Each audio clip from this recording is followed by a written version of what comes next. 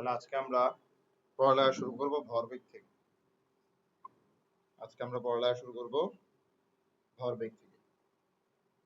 ভরবেগ।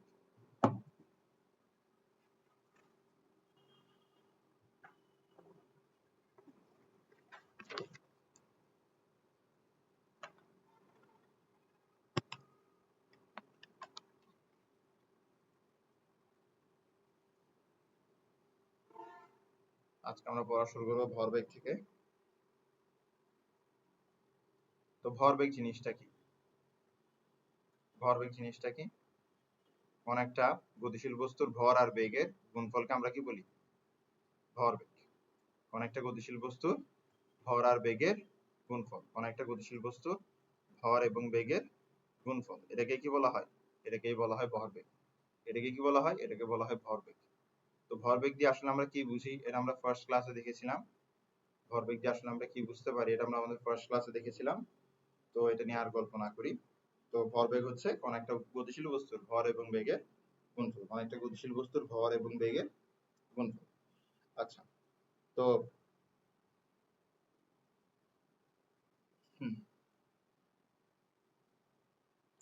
ধরো একটা বস্তু আছে। ধরো এটা একটা বস্তু। এই বস্তুর উপর ধরো কোনো বল প্রয়োগ করলাম না। বস্তুর ভর হচ্ছে m, বস্তুর বেগ হচ্ছে ধরো u।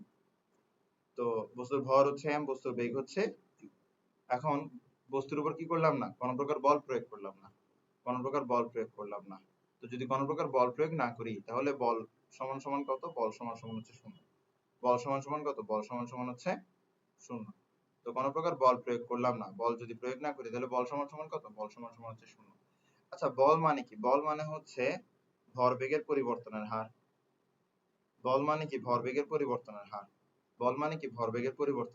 তো যদি আমি বল প্রয়োগ না করি তাহলে ভরবেগের পরিবর্তন কি? 0। তাহলে ভরবেগের পরিবর্তন যদি 0 হয় তার মানে আমরা কি বলতে পারি? যদি কোনো প্রকার বল প্রয়োগ না করি তাহলে ভরবেগ ধ্রুব থাকে। বল প্রয়োগ না করলে ভরবেগ পরিবর্তন হয় না বা বল প্রয়োগ না করলে ভরবেগ ধ্রুবক থাকে। ঠিক আছে? বল প্রয়োগ না করলে ভরবেগ কি থাকে? ধ্রুবক থাকে। তো এখান থেকে আমরা কি পাচ্ছি? ভরবেগের নিত্যতা বা ভরবেগের সংরক্ষণশীলতা।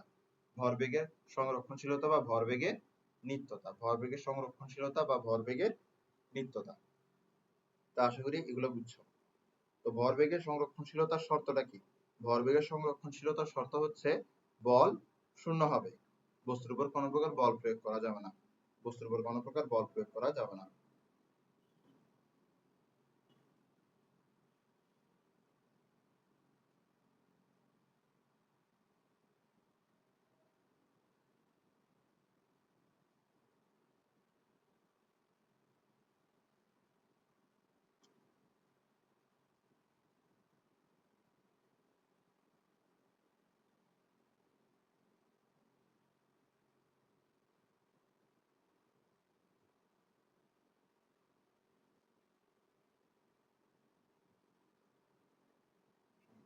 আসো, ভরবেগের সংরক্ষণশীলতা।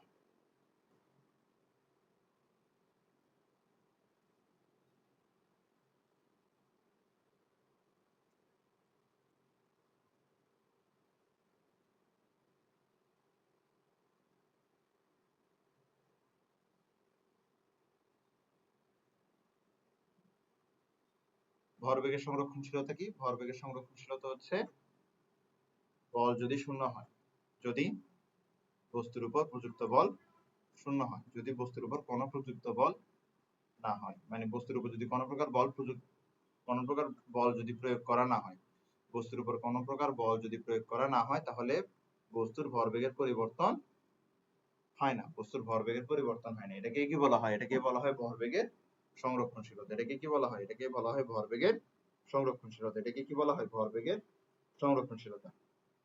ঠিক আছে? তো এটা থেকে আমরা কি বুঝতেছি?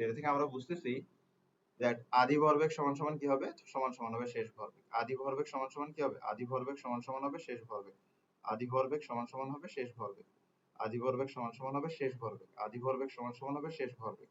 তো ভরবেগের সংরক্ষণশীলতা দিয়ে আমরা কি বুঝি? আদি ভরবেগ সমান সমান শেষ ভরবেগ। এটা মানে হচ্ছে ভরবেগের সংরক্ষণশীলতা। এটা মানে কি? ভরবেগের সংরক্ষণশীলতা। তাহলে আমরা একটা বস্তু দিয়ে ভরবেগের সংরক্ষণশীলতা বিষয়টা বুঝলাম। একটা বস্তু দিয়ে আমরা ভরবেগের সংরক্ষণশীলতা বিষয়টা বুঝলাম। এবার যদি আমাদের দুইটা বস্তু সংঘর্ষে লিপ্ত হয় তখনও কিন্তু ভরবেগ কি থাকবে? তখনও কিন্তু ভরবেগ সংরক্ষিত ভরবেগ তখনও কিন্তু প্রিজার্ভ থাকবে বা সংরক্ষিত থাকবে। ঠিক আছে? আচ্ছা, তো যদি দুইটা বস্তুর কথা চিন্তা করি, ধর এটা হচ্ছে প্রথম বস্তু, এটার ভর হচ্ছে ধরো m1, এটার বেগ হচ্ছে ধরো কি? এটার বেগ হচ্ছে ধরো u1, এটার আদি বেগ হচ্ছে ধরো u1, এটার আদি বেগ কত? এটার আদি বেগ হচ্ছে u1। এবার আরেকটা বস্তু আছে যেটা ভর হচ্ছে m2, আর যেটার আদি বেগ হচ্ছে u2, যেটার আদি বেগ কি? যেটার আদি বেগ হচ্ছে u2, তো ধরো ওরা এইদিকে যাচ্ছিল, ঠিক আছে? এইদিকে যাচ্ছিল, যেতে যেতে একটা সময় গিয়ে তারা সংঘর্ষে লিপ্ত হলো, সময় গিয়ে তারা কিসে লিপ্ত হলো? তারা সংঘর্ষে লিপ্ত হলো। একটা সময় গিয়ে তারা কি হলো? সংঘর্ষে লিপ্ত হলো। ঠিক আছে? সংঘর্ষে লিপ্ত হলো। এবার সংঘর্ষে লিপ্ত হওয়ার পরে তারা আবার আলাদা আলাদা বেগে গতিশীল থাকলো। তো সংঘর্ষে লিপ্ত হওয়ার কারণে ভরের কি কোনো পরিবর্তন ঘটবে? ভরের কিন্তু কোনো পরিবর্তন ঘটবে না। পরিবর্তন ঘটবে বেগের। তো প্রথম যে বস্তুটা আছে তার আদি বেগ ছিল u1, প্রথমে তার বেগ ছিল u1, সংঘর্ষের আগে তার বেগ ছিল u1, আর দ্বিতীয় যে বস্তুটা আছে তার সংঘর্ষের আগে বেগ ছিল u2, সংঘর্ষের পরে প্রথমটার বেগ হয়ে গেছে v1, দ্বিতীয়টার বেগ হয়ে গেছে v2। ঠিক আছে? এবার আমরা যেটা করব সেটা হচ্ছে আমরা এখানে ভরবেগের সংরক্ষণশীলতা প্রয়োগ করব। এই পুরো ব্যবস্থায় আমরা কি করব? ভরবেগের সংরক্ষণশীলতা প্রয়োগ করব। তো ভরবেগের সংরক্ষণশীলতা দিয়ে আমরা কি বুঝি? আদি ভরবেগ সমান সমান কি হবে? আদি ভরবেগ সমান সমান হবে শেষ ভরবেগ। আচ্ছা, তাহলে আমরা এখানে যদি প্রথম বস্তুর আদি ভরবেগ বের করি, ভরবেগ মানে কি? ভরবেগ মানে হচ্ছে ভর গুণ বেগ, এটাই ভরবেগ, ঠিক না? তাহলে প্রথম বস্তুর আদি ভরবেগ কি হবে? ভর গুণ আদিবেগ। প্রথম বস্তুর ভর গুণ প্রথম বস্তুর আদিবেগ, এটা হচ্ছে প্রথম বস্তুর আদি ভরবেগ। এবার দ্বিতীয় বস্তুর আদি ভরবেগ কি? দ্বিতীয় বস্তুর ভর এবং দ্বিতীয় বস্তুর আদিবেগ, এটা হচ্ছে দ্বিতীয় বস্তুর আদি ভরবেগ। তাহলে আমি দোনোটা বস্তুর কি পেয়ে গেলাম? দোনোটা বস্তুর আদি ভরবেগ পেয়ে গেলাম। তো এই দোনোটা বস্তুর আদি ভরবেগ সমান সমান কি হবে? দোনোটা বস্তুর শেষ ভরবেগ। তাহলে প্রথম বস্তুর শেষ ভরবেগ কি হবে? m1 v1, আর দ্বিতীয় বস্তুর শেষ ভরবেগ কি হবে? m2 v2। তো এটা কেন প্রথম বস্তুর শেষ ভরবেগ? ভরবেগ কিভাবে পাই? ভর ইনটু বেগ করলে ভরবেগ পাই, ঠিক না? তো প্রথম বস্তুর ভর ইনটু প্রথম বস্তুর শেষ বেগ কি হবে? প্রথম বস্তুর শেষ ভরবেগ। দ্বিতীয় বস্তুর ভর ইনটু দ্বিতীয় বস্তুর শেষ বেগ হচ্ছে দ্বিতীয় বস্তুর শেষ ভরবেগ। তো এভাবে দুইটা বস্তু ভরবেগের সংরক্ষণশীলতা অনুসরণ করে। এটা হচ্ছে কি? দুইটা বস্তু ভরবেগের সংরক্ষণশীলতা অনুসরণের সূত্র। তা আশা করি বুঝছো ভরবেগের সংরক্ষণশীলতা। এরপর আমরা যেটা পড়বো সেটা হচ্ছে ভরবেগের সাথে গতিশক্তির সম্পর্ক। ভরবেগ ও গতিশক্তি খুব ইম্পর্টেন্ট। ভরবেগ ও গতিশক্তি কিন্তু খুব ইম্পর্টেন্ট। ভরবেগ ও গতিশক্তি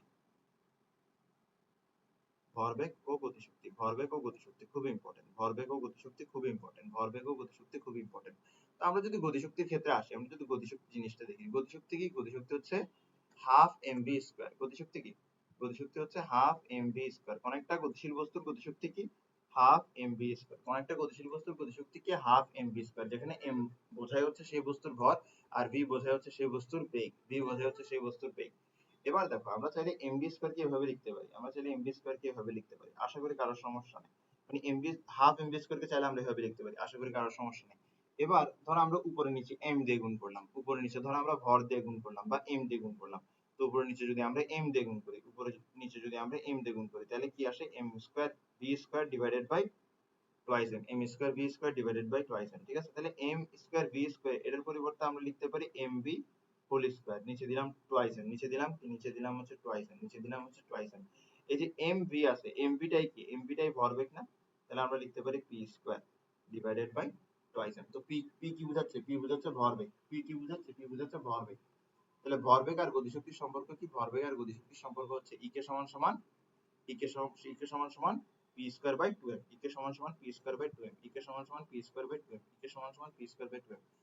গতিশক্তি সমান সমান ভরবেগের বর্গ ডিভাইডেড বাই 2 ইনটু ভর। এটা হচ্ছে কি? এটা হচ্ছে ভরবেগ ও গতিশক্তির সম্পর্ক। এটা হচ্ছে ভরবেগ ও গতিশক্তির সম্পর্ক। এটা হচ্ছে ভরবেগ ও গতিশক্তির সম্পর্ক। এটা হচ্ছে ভরবেগ ও গতিশক্তির সম্পর্ক। এবার যদি আমরা কি করি? এবার যদি আমরা একটা লেখচিত্র দিয়ে এই সম্পর্কটা প্রকাশ করতে চাই, যদি আমরা লেখচিত্র দিয়ে এই সম্পর্কটা প্রকাশ করতে চাই, এটা হচ্ছে ধরো তোমার y অ্যাক্সিস। এটা কি? এটা হচ্ছে y অ্যাক্সিস। আর এটা হবে x অ্যাক্সিস। এটা হবে x অ্যাক্সিস। এটা হবে কি? x Axis. তো আমরা আমরা আহ, আমরা এখানে কি করব? আমরা ধরো গতিশক্তিকে y অক্ষ বরাবর বসালাম আর ভরবেগকে বসালাম x অক্ষ বরাবর। ভরবেগকে কোথায় বসালাম? x অক্ষ বরাবর। তো এটা যে গ্রাফটা দিবে, গ্রাফটা কিরকম হবে? গ্রাফটা পরাবৃত্তাকার হবে। গ্রাফটা কেমন হবে? গ্রাফটা পরাবৃত্তাকার হবে। গ্রাফটা কেমন হবে? গ্রাফটা হবে পরাবৃত্তাকার। এটাই কি বলে? পরাবৃত্তাকার বলে। আচ্ছা, আমি একটু পরাবৃত্তাকার বিষয়টা বুঝিয়ে দিই। হ্যাঁ, তো ফর এক্সাম্পল যদি যদি কি থাকতো, y সমান সমান 4ax²। তো তোমার এখানের মধ্যে কি আছে এটা দেখার দরকার নেই। এখানে হচ্ছে ধ্রুবক। কি আছে? ধ্রুবক। ধরো y সমান সমান ধ্রুবক ইনটু x²। y সমান সমান কনস্ট্যান্ট ইনটু x²। তুমি একটা লেখচিত্র কিভাবে পাও? তুমি x এর বিভিন্ন মান বসাও, y এর বিভিন্ন মান পাও। x এর বিভিন্ন মান বসাও, y এর বিভিন্ন মান পাও। প্রত্যেক x এর জন্য একটা করে y এর মান পাবা। প্রত্যেক x এর জন্য একটা করে y এর মান পাবা। প্রত্যেক x এর জন্য একটা করে y এর মান পাবা। তো x এর মান এবং তার জন্য যে y এর মান আসে, এই দুইটা মিলে একটা বিন্দু তৈরি করে। ঠিক না? তো আমরা এটাকে বলি হচ্ছে y অক্ষ, এটাকে বলি হচ্ছে y অক্ষ, এটাকে বলি হচ্ছে x অক্ষ। এটা আমরা x এর বিভিন্ন মানের জন্য y এর বিভিন্ন মান বের করি। x এর বিভিন্ন মানের জন্য y এর বিভিন্ন মান বের করি। x এর বিভিন্ন মানের জন্য y এর বিভিন্ন মান বের করি। ঠিক আছে? তো ধরে x মানের জন্য আমরা y এর মান পাইলাম y1। তাহলে x1 y1 হচ্ছে একটা বিন্দু। তো আমরা ঠিক এভাবে x এর বিভিন্ন মানের জন্য, যেমন ধরো x3 এর জন্য ধরো আমরা y এর মান পাইলাম y3। তাহলে x3 y3 এটা আরেকটা বিন্দু। তো আমরা x এর বিভিন্ন মানের জন্য y এর বিভিন্ন মান পাই। তো x এর মান এবং তার জন্য পাওয়া y এর মান, x এর মান এবং তার জন্য পাওয়া y এর মান, এই দুইটাকে একসাথে কি বলতে পারি? একটা বিন্দু বলতে পারি। ঠিক না? x এর মান এবং তার জন্য পাওয়া y এর মান, এটাকে কি বলতে পারি? এটাকে একটা বিন্দু বলতে পারি। এটাকে একটা কি বলতে পারি? বিন্দু বলতে পারি। আর x এর সাহায্যে y এর মানটা কিভাবে পাচ্ছি? এই সূত্র থেকে পাচ্ছি। আমরা x এর মান বসাচ্ছি, y এর মান পাচ্ছি। তো এই সূত্রটা অনুসরণ করলে আমরা x এর বিভিন্ন মানের জন্য y এর বিভিন্ন মান পাবো। x এর বিভিন্ন মানের জন্য কি পাবো? y এর বিভিন্ন মান পাবো। x এর বিভিন্ন মানের জন্য y এর বিভিন্ন মান পাবো।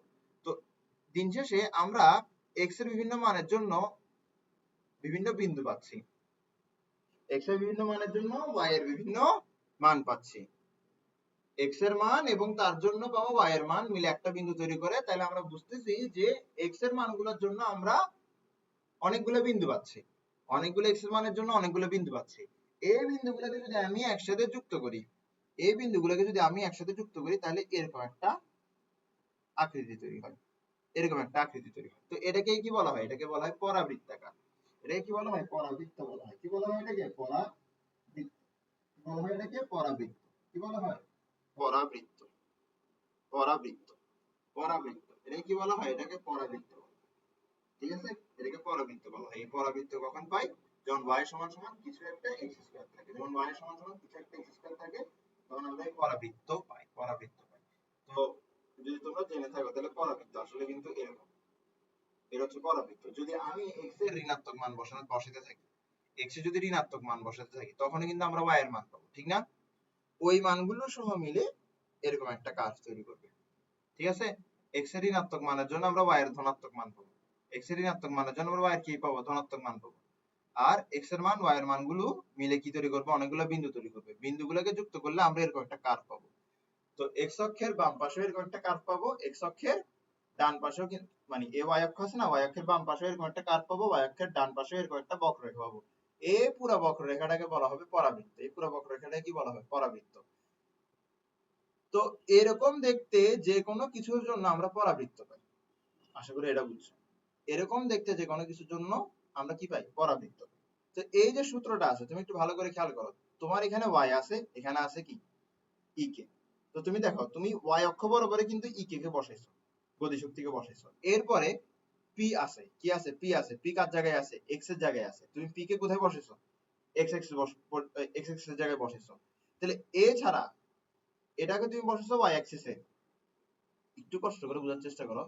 এটাকে বসেছো তুমি ওয়াই অ্যাক্সিসে, এটাকে বসেছো তুমি এক্স অ্যাক্সিসে। তাহলে এটা ছাড়া বাদ বাকি যা কিছু আছে ওইটা হচ্ছে এই ধ্রুবকটা। তাহলে এটা আর এটা কিন্তু দিন শেষে একই জিনিস, জাস্ট ওয়াই এর জায়গায় ই কে আছে, এক্স এর জায়গায় পি আছে।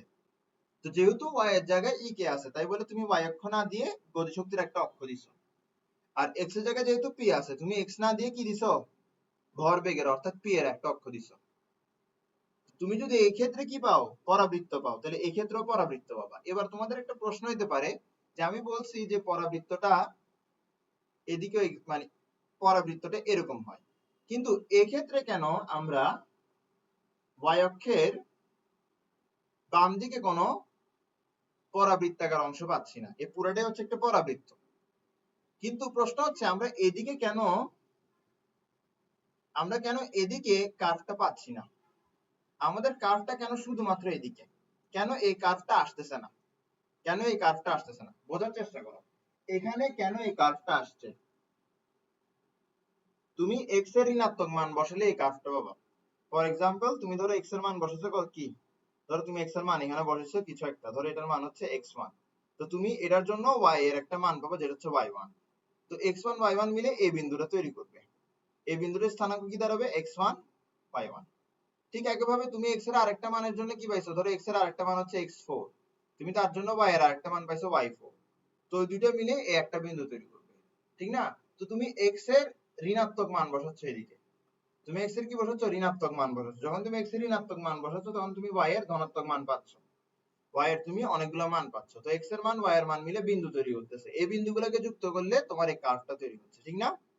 তো তুমি এই কার্ভটা কিভাবে পাচ্ছ এটা তুমি বুঝতেছো। তোমার প্রশ্ন হইতে পারে যে এখানে কেন বাম দিকে একটা কার্ভ নাই, বাম দিকে কেন একটা কার্ভ নাই? উত্তর খুব সিম্পল, এখানে তুমি x এর ঋণাত্মক মান বসাতে পারতেছো, ভরবেগের কি ঋণাত্মক মান সম্ভব? ভরবেগ মানে কি, ভর গুণ বেগ। এই যে ভর আছে, ভর কি কখনো ঋণাত্মক হইতে পারে?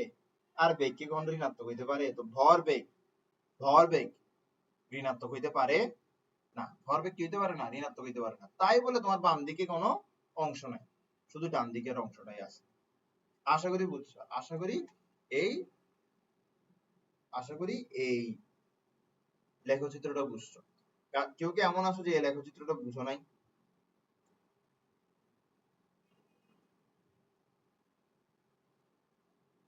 এবার আসো সংঘর্ষ।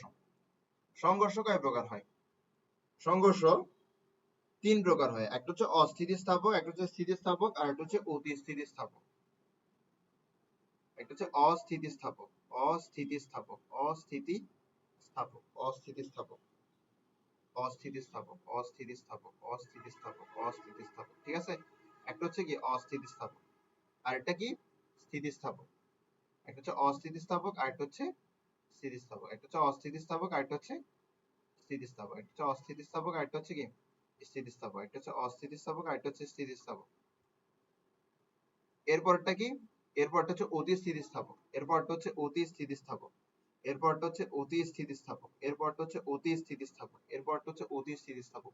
তাহলে সংঘর্ষ তিন প্রকার, সংঘর্ষ তিন প্রকার, একটা হচ্ছে অস্থিতিস্থাপক, আর একটা হচ্ছে স্থিতিস্থাপক, আর একটা হচ্ছে অতি স্থিতিস্থাপক। একটা হচ্ছে অস্থিতিস্থাপক, আর একটা হচ্ছে স্থিতিস্থাপক, আর একটা হচ্ছে অতি স্থিতিস্থাপক, আর একটা হচ্ছে অতি স্থিতিস্থাপক, আর একটা হচ্ছে অতি স্থিতিস্থাপক। আচ্ছা, তো এই যে তিনটা সংঘর্ষ বললাম, এই তিনটা সংঘর্ষে কিন্তু ভরবেগ সংরক্ষিত থাকবে। ভরবেগ কি হবে, ভরবেগ সংরক্ষিত থাকবে, এই তিনটাতেই ভরবেগ সংরক্ষিত থাকবে, তিনটাতেই ভরবেগ সংরক্ষিত থাকবে, তিনটাতে ভরবেগ সংরক্ষিত থাকবে, তিনটাতে ভরবেগ কি থাকবে, সংরক্ষিত থাকবে। ভরবেগ সংরক্ষিত, ভরবেগ সংরক্ষিত, ভরবেগ সংরক্ষিত, ভরবেগ সংরক্ষিত, ভরবেগ সংরক্ষিত, ভরবেগ সংরক্ষিত, তিনটাতে ভরবেগ সংরক্ষিত থাকবে, তিনটাতে ভরবেগ সংরক্ষিত থাকবে, বুঝছো? তিনটাতে ভরবেগ সংরক্ষিত থাকবে, ওকে, তিনটাতে ভরবেগ সংরক্ষিত থাকবে, তিনটাতে ভরবেগ সংরক্ষিত থাকবে। এবার আসো, তাহলে পার্থক্য কোথায়, পার্থক্য কোথায়, পার্থক্য কোথায়? আচ্ছা, ভরবেগ সংরক্ষিত থাকা মানে কি, m1 u1 plus m2 u2 সমান সমান m1 v1 plus m2 v2, ঠিক আছে? বোঝা গেছে? Very good. তো ভরবেগ সংরক্ষিত থাকা মানে হচ্ছে m1 u1 plus m2 u2 সমান সমান m1 v1 plus m2 v2। Clear? তো ভরবেগ তিনটাতে কি থাকবে? সংরক্ষিত থাকবে। তাহলে তাদের মধ্যে পার্থক্যটা কোথায়? তাদের মধ্যে পার্থক্য হচ্ছে গতিশক্তির পরিবর্তন। তাদের মধ্যে পার্থক্য কি? গতিশক্তির পরিবর্তন, গতিশক্তির পরিবর্তন, গতিশক্তির পরিবর্তন। ঠিক আছে? তো প্রথমটাতে আসি, অস্থিতিস্থাপক। অস্থিতিস্থাপক মানে কি? অস্থিতিস্থাপক মানে হচ্ছে, অস্থিতিস্থাপক মানে কি? অস্থিতিস্থাপক মানে হচ্ছে গতিশক্তি। আচ্ছা, আগে স্থিতিস্থাপক আসি। স্থিতিস্থাপক মানে কি? স্থিতিস্থাপক মানে হচ্ছে গতিশক্তি পরিবর্তন হবে না। গতিশক্তি কি হবে না? পরিবর্তন হবে না। গতিশক্তি পরিবর্তন হবে না। গতিশক্তি পরিবর্তন হবে না। তো পরিবর্তনকে আমরা কি দিয়ে প্রকাশ করি? মাথা রাখবা, পরিবর্তনকে সবসময় আমরা ডেল দিয়ে প্রকাশ করি। তো ডেল গতিশক্তি মানে কি? গতিশক্তির পরিবর্তন। গতিশক্তির পরিবর্তন কি হবে? জিরো হবে। আচ্ছা, গতিশক্তির পরিবর্তনকে চাইলে আমরা এভাবে লিখতে পারি, শেষ গতিশক্তি মাইনাস আদি গতিশক্তি সমান সমান কত হবে? জিরো হবে। যদি গতিশক্তির পরিবর্তন কি হয়? শূন্য হয়, তাহলে সংঘর্ষটি স্থিতিস্থাপক। সংঘর্ষটি কি? স্থিতিস্থাপক। যদি গতিশক্তির পরিবর্তন শূন্য হয়, তাহলে সংঘর্ষটি স্থিতিস্থাপক। সংঘর্ষটি কি? স্থিতিস্থাপক। আচ্ছা, গতিশক্তির পরিবর্তন শূন্য মানে কি? গতিশক্তি পরিবর্তন হচ্ছে না। গতিশক্তি কি হচ্ছে না? পরিবর্তন হচ্ছে না। গতিশক্তি কি হচ্ছে না? পরিবর্তন হচ্ছে না। তো গতিশক্তি যদি পরিবর্তন না হয়, তাহলে আমরা কি এটা বলতে পারি না যে গতিশক্তি সংরক্ষিত? গতিশক্তি যদি পরিবর্তিত না হয়, তাহলে বলতে পারি না যে গতিশক্তি সংরক্ষিত। গতিশক্তি সংরক্ষিত, গতিশক্তি সংরক্ষিত, গতিশক্তি সংরক্ষিত, গতিশক্তি সংরক্ষিত, গতিশক্তি সংরক্ষিত। তালিকা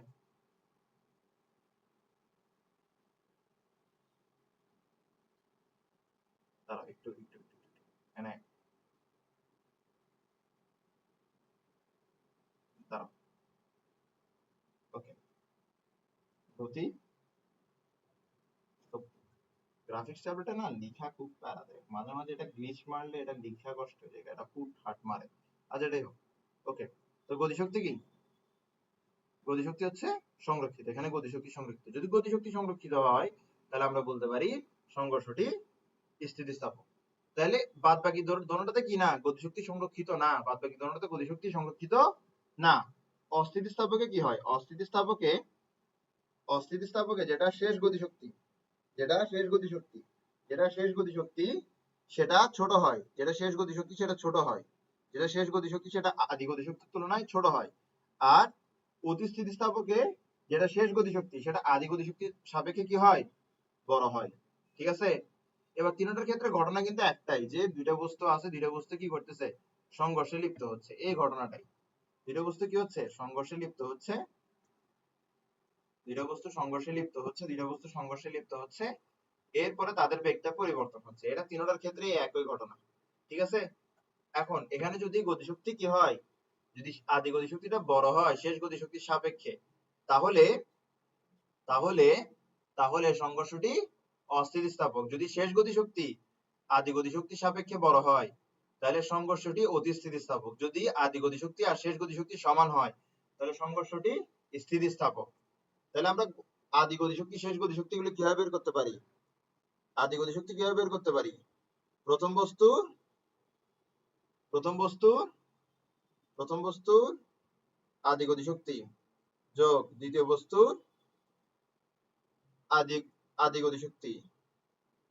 এভাবে আমরা কি বের করতে পারি? মোট আদি গতিশক্তি বের করতে পারি। এরপরে মোট শেষ গতিশক্তি কিভাবে বের করতে পারি? প্রথম বস্তুর শেষ গতিশক্তি যোগ দ্বিতীয় বস্তুর শেষ গতিশক্তি। তো এখানে যদি আদি গতিশক্তি শেষ গতিশক্তি সমান হয়, তার মানে গতিশক্তি পরিবর্তন হয় নাই, গতিশক্তি সংরক্ষিত হয়েছে। যদি গতিশক্তি সংরক্ষিত হয়, তাহলে সংঘর্ষটি স্থিতিস্থাপক। যদি আদি গতিশক্তি বড় হয় শেষ গতিশক্তির সাপেক্ষে, তাহলে সংঘর্ষটি অস্থিতিস্থাপক। যদি শেষ গতিশক্তি আদি গতিশক্তির সাপেক্ষে বড় হয়, তাহলে সংঘর্ষটি অতি স্থিতিস্থাপক। তাহলে সংঘর্ষটি কি? অতি স্থিতিস্থাপক। আশা করি বুঝছো। আশা করি বুঝছো। ওকে। এবার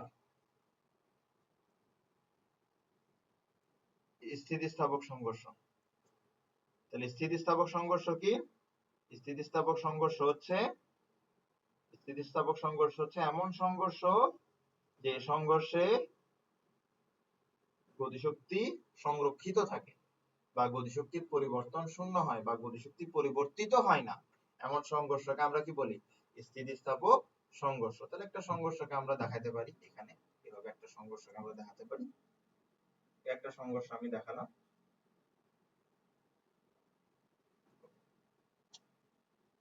এবার দেখো এখানের মধ্যে আমরা শেষ বেগ বের করতে পারি।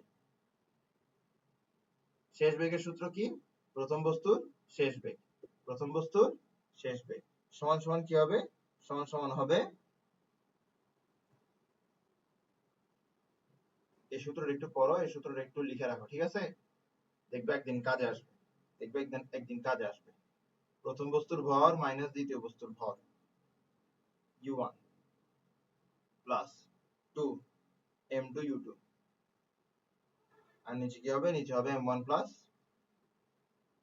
m2। এরপর আমরা কি বের করব?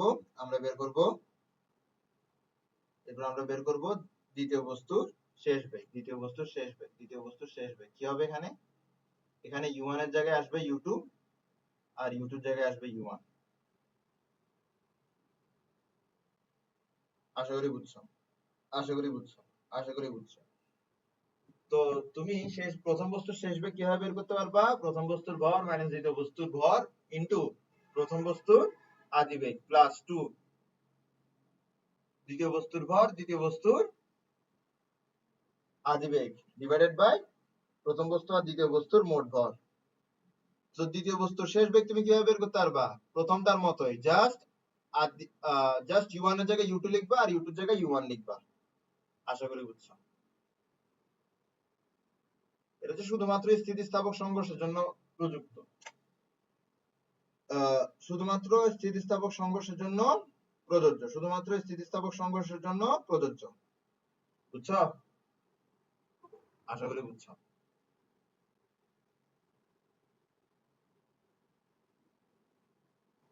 যখন সিকিউ করাবো তখন দেখবা চ্যাপ্টারটা অনেক সহজ মনে হবে, যখন সিকিউ করাবো তখন চ্যাপ্টারটা কি হয়ে যাবে? খুব সহজ হয়ে যাবে।